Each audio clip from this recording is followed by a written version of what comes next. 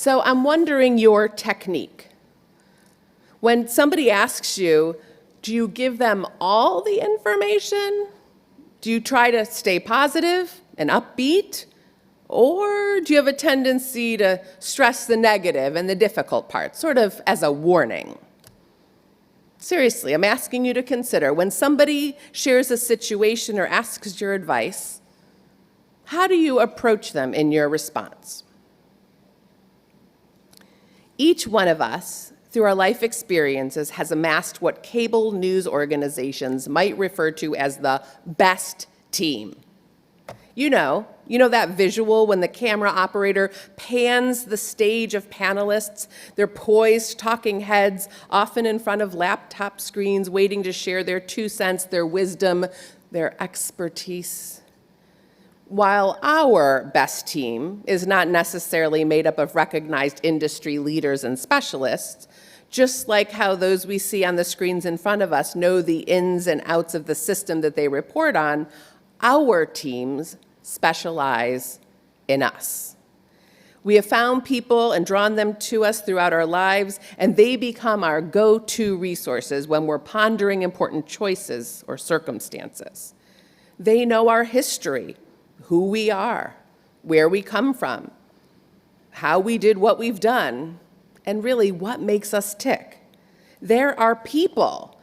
They are the people that we trust to lay out our heart on the line and to help guide us through. They often share our morals and values and have a keen ability of knowing what will and will not work for us. For many of us, the captain of the team is our spouse, our partner, significant other, or best friend.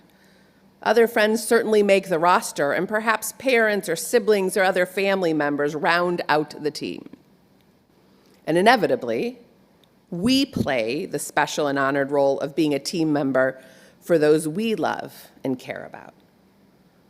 So when a friend or loved one calls and asks your advice, what is your approach?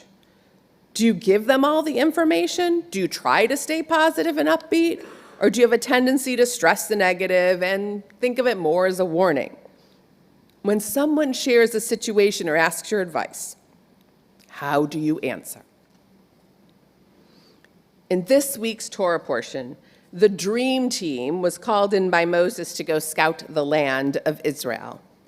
A member of each of the 12 tribes is carefully selected so as to represent the entire community.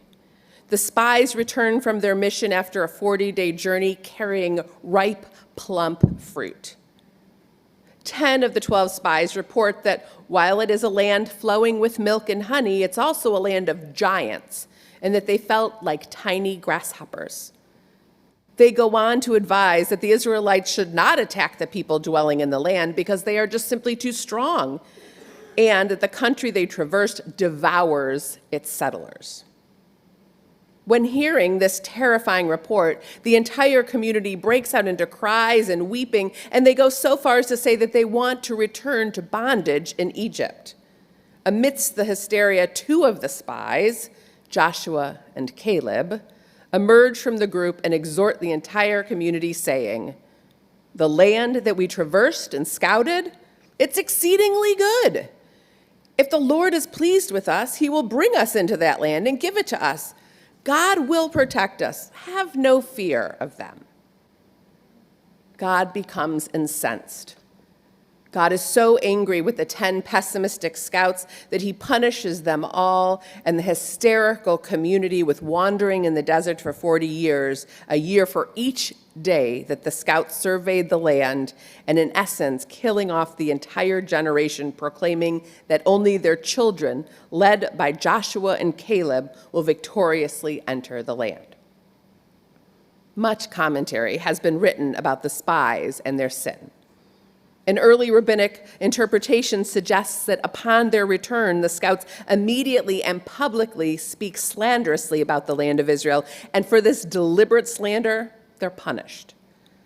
Scholar and writer Aaron Waldavsky suggests that the sin was more serious than slander, and that they attempted to discredit the entire enterprise of the people entering the land when it was well established that God had already promised the people the land.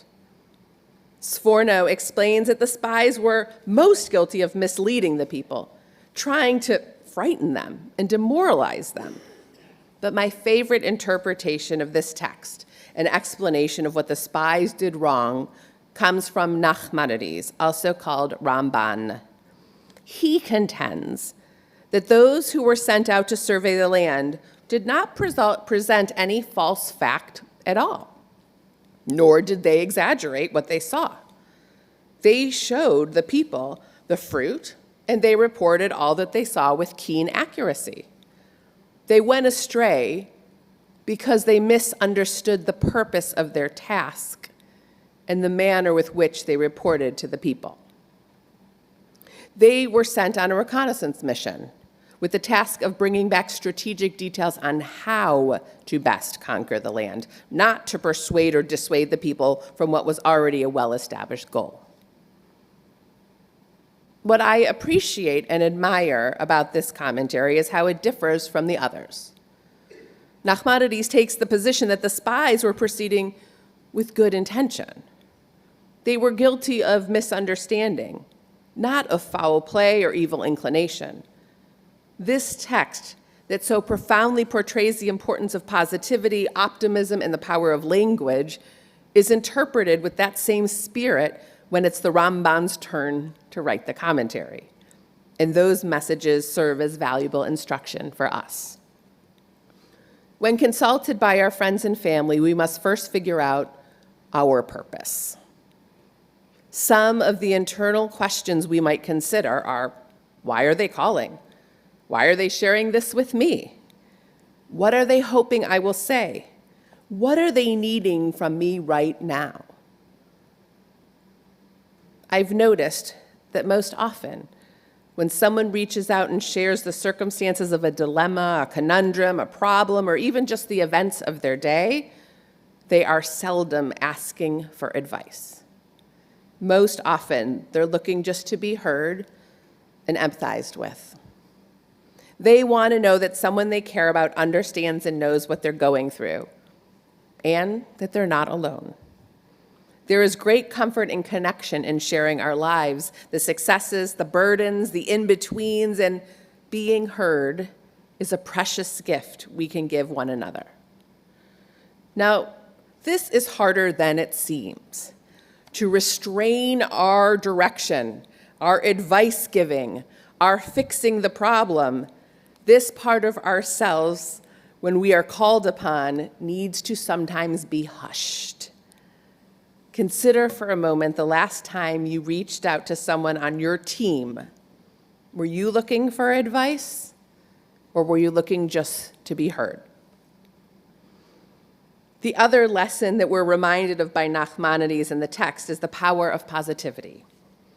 The sin that is so detrimental to the spies and the ancient Israelites is the negative and pessimistic report that 10 of them offer. When looking through the commentators on these verses, all save for one accuse the spies of having a bad agenda. We know all about the power of positive thinking and how it helps to create positive living. But at times, we fail to proceed in positivity and hopefulness when we feel surrounded by difficulty. Giving others and ourselves the benefit of the doubt as Ramban models and addressing challenges with a positive and faithful outlook like Joshua and Caleb model leads to a better and more productive experience of whatever it is that we're going through. As I was listening to the radio this morning on my way to Temple, the news host reported on several current events and asked each panelist if the issue that he was portraying was good, bad, or ugly. Unfortunately, each panelist for all 3 issues reported bad and ugly. I have to say, it was pretty distressing and disappointing. I wondered why a good item wasn't inserted into the agenda of the show. There is lots of good that's going on around us all the time. I believe it. I see it. I see it in this place. I see it in the grocery store. I see it when people let us into traffic. I see good where I go. You know, there is so much that we can glean from the goodness that surrounds us, even amidst struggle and hardship and drama. On this Shabbat, when we read about the spies, may we, each one of us trying to make sense of the world around us, find our best path for journeying. May we be inspired to travel with others by providing comfort and presence, and be able to look ahead with positive anticipation and spirit to the adventure that is uniquely ours. Shabbat Shalom.